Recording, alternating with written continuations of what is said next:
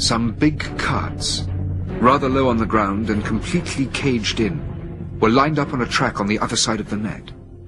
Into these we were bundled, 10 or so to a vehicle, a lengthy operation, for the prisoners struggled desperately.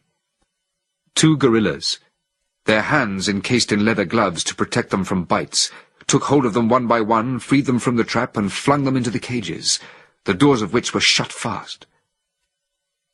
When it came to my turn, I tried to draw attention to myself by talking. But no sooner had I opened my mouth than one of the monkeys brutally stuffed his enormous glove in my face. I was thrown like a bundle into a cage together with a dozen men and women who were too agitated to pay any attention to me. We drove all through the night. I was utterly exhausted and succeeded in sleeping till daybreak, interrupted, however, by feverish nightmares in which Nova's body appeared in the guise of a monstrous serpent which wound round my own. I opened my eyes to the light. We were driving down a fairly broad street. I anxiously examined the passers-by. They were monkeys. I saw a tradesman, a sort of grocer, who had just raised the shutters of his shop, turn round in curiosity to watch us go by. He was a monkey. I tried to discern the passengers and drivers of the motor cars flashing past us. They were dressed in the same way as people at home, and they were monkeys. My hope of discovering a civilized human race became a chimera, and I spent the last stage of the drive in gloomy despair. We came to a halt in a courtyard. It was surrounded by buildings several stories high with identical rows of windows. The general effect was that of a hospital, and this impression was confirmed by the arrival of some new figures who came forward to meet our guards. They were all dressed in white smocks and little caps. They were monkeys. They helped our guards unload the carts. We were taken out of the cages, stuffed into sacks, and carried inside the building. Eventually, I was dumped on the ground, then thrown into a cage with a floor covered with straw in which I was alone. The room in which I found myself contained a large number of cages like mine, lined up in 2 rows. Most of them were already occupied, some of them by my companions of the roundup, others by men and women who must have been captured some time ago. They looked at the newcomers listlessly. 2 guerrillas came back carrying another sack. My friend Nova emerged from it, and I had the consolation of seeing her put into my cage. She protested against this, trying to scratch and bite. After a few minutes of this behavior, she caught sight of me, stood stock still, and extended her neck slightly like a surprised animal. I gave her a cautious half-smile and a little wave, which to my intense delight she clumsily tried to imitate. The 2 guerrillas in white jackets returned, pushing a trolley laden with food. I decided to do all I could to establish contact with these monkeys. The one who brought me my food did not look unpleasant. Observing my tranquility, he even gave me a friendly tap on the shoulder. Looking him straight in the eye, I uttered rather stupidly the first phrase that came into my head. "How do you do? I am a man from Earth. I've had a long journey." The meaning was unimportant. I only needed to speak in order to reveal my true nature to him. I had certainly achieved my aim. Never before had such stupefaction been seen on a monkey's face. He stood gaping, and so did his companion. The 2 apes then looked at each other, and began roaring with laughter. Tears were streaming down their faces, and one of them had to put down the bowl he was holding to take out his handkerchief. My disappointment was such that I immediately broke into a towering rage. I began shaking the bars, baring my teeth, and cursing them in every language I knew. When I had exhausted my repertoire of invectives, I went on giving incoherent yells, with the only result that they shrugged their shoulders. All the same, I had succeeded in attracting their attention. As they went off, they turned around several times to look at me. The following day, I saw a new figure enter the room, accompanied by the 2 warders. It was a female chimpanzee, and I realized she held an important post in the establishment from the way the guerrillas kept in the background. I watched her carefully as she approached. What struck me most about her was her expression, which was remarkably alert and intelligent. She seemed to be quite young, in spite of the simian wrinkles that framed her white muzzle. Good day to you, madame, I said with a bow. I had spoken in my gentlest voice. A look of intense surprise came over the she-monkey's face, but she maintained her composure and actually silenced with a gesture of authority the gorillas, who had started sniggering again. Madame, or mademoiselle, I went on, feeling encouraged, I am sorry to present myself to you in these conditions, and in this state of undress.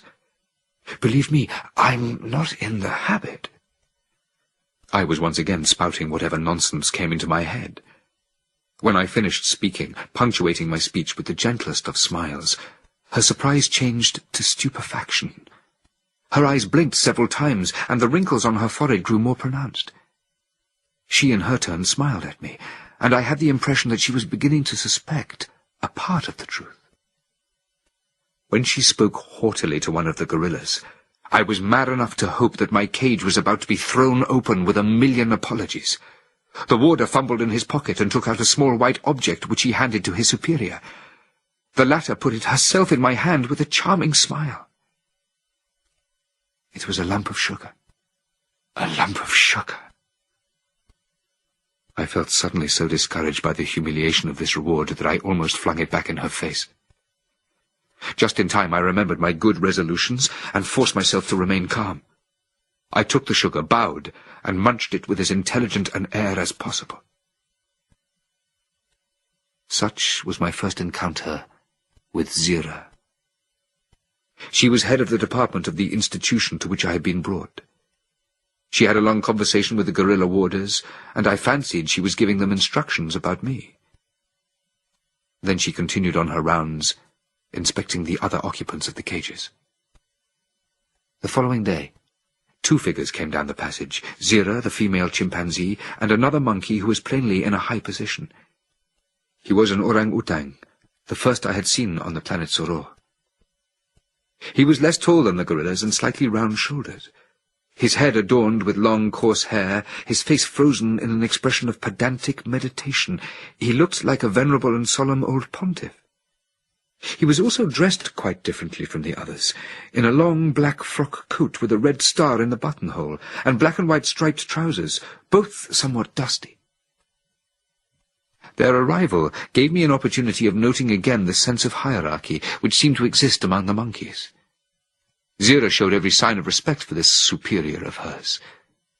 The 2 gorillas went forward to meet him as soon as they caught sight of him, and bowed low. The orang-utan gave a little condescending wave of his hand. He made straight for my cage.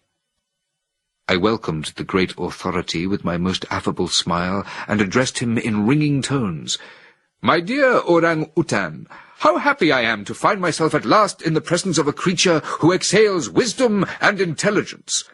I am sure we are going to understand each other, you and I." The dear old thing had given a start at the sound of my voice. He scratched his ear for some time and peered suspiciously into my cage as though scenting some trickery. Zira then addressed him, notebook in hand, reading out the particulars she had jotted down about me. She did her best, but it was plain to see that the orang-utang refused to be convinced. He uttered 2 or 3 sentences in a pompous manner, shrugged his shoulders several times, and started pacing up and down, passing and repassing in front of my cage, and darting glances in my direction that were far from benevolent. The other monkeys waited for his decision in respectful silence. I felt annoyed at his attitude towards me, and started pacing to and fro in my cage, imitating his gait, my shoulders hunched, my hands behind my back, my brow wrinkled in an air of profound meditation. The gorillas choked with laughter, and Zira herself was unable to keep a straight face. I was congratulating myself on my demonstration until I realized it was dangerous. Noticing my mimicry, the orang-utan looked extremely vexed and in a dry voice uttered a few sharp words which immediately restored order. But I had had enough of his blindness and resolved to give him fresh proof of my capabilities.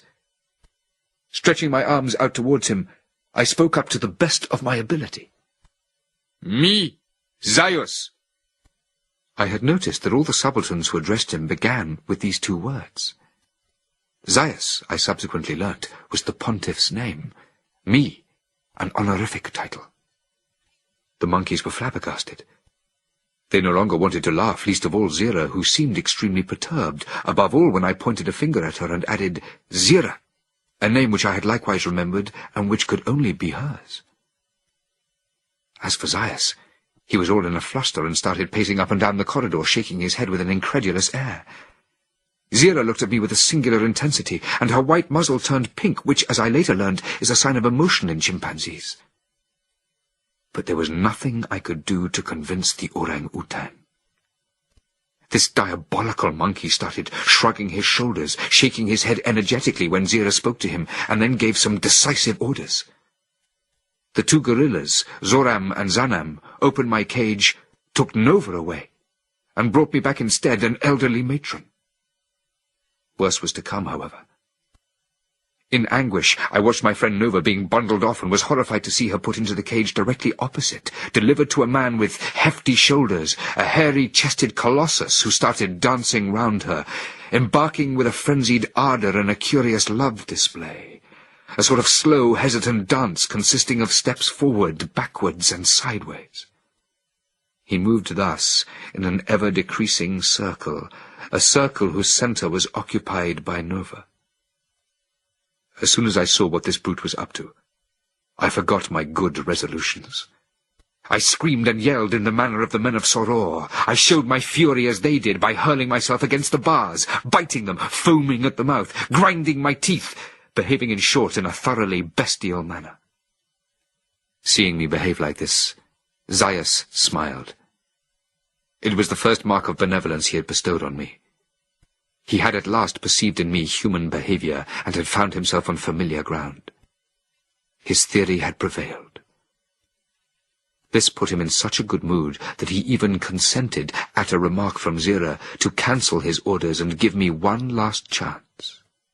The dreadful old matron was led away, and Nova was restored to me before the hefty brute had touched her. The group of monkeys then stood back, and all three of them started observing me closely, from a distance. What more can I say? These emotions had broken down my resistance. I felt I should never be able to bear the sight of my nymph at the mercy of another man. I resigned myself like a coward to the victory of the orang-utan, who was now smiling with pleasure at his astuteness. Hesitantly, I attempted a step of the dance. Yes, I, the ultimate achievement of millenary evolution, in front of an old orang-utan, in front of a female chimpanzee smiling with self-satisfaction, in front of a couple of chuckling gorillas, I, Ulysse Meru, embarked like a peacock round the gorgeous Nova on the love display.